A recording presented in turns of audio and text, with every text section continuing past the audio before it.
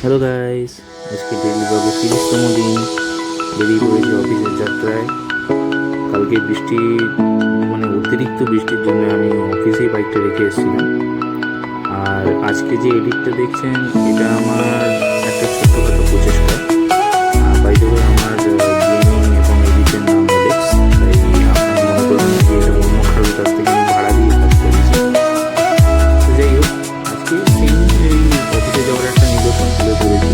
তবে আজকে একটু ক্লিপগুলো বেশি বেশি করে রেখেছি যাতে আপনারা দেখেন। এটা মানুষ ব্রিজ কত সুন্দর লাগছে দেখুন সকালবেলা।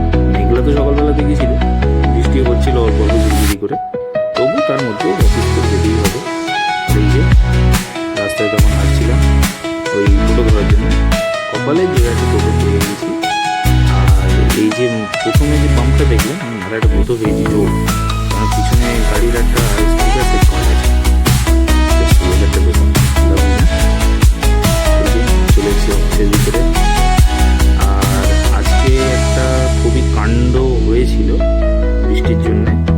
আমাদের এই আটার গাড়ি একটু ভিজে ছিল, তাই গাড়ি লোড হচ্ছিল, তাই সবাই আমরা দাঁড়িয়েছিলাম। আর তার মাঝখানে আপনারা দেখুন কি আমাদের অফিসের স্টাফদের কি নাম, আমি চেষ্টা করি যাদের নামগুলো যাতে ভিজিবল হয়। তাও এখনও আমি পুরোপুরি দেখাতে পারিনি যতটা পেরেছি। যে অফিসের ভিতরে প্রচুর গরম, তাই একটুখানি এখানে এসে একটু রেস্ট নিচ্ছিলাম। তারপরে বেরিয়ে পড়েছিলাম, একটু যাচ্ছিলাম ছোট্টুদার বাড়ি। আমার পিছনে রাজুদা বসেছিলেন।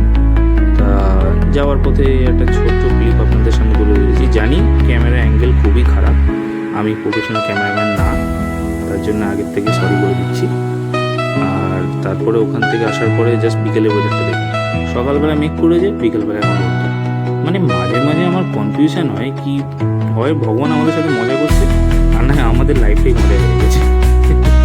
যাই হোক, এই যে ওয়েদারটা দেখি কত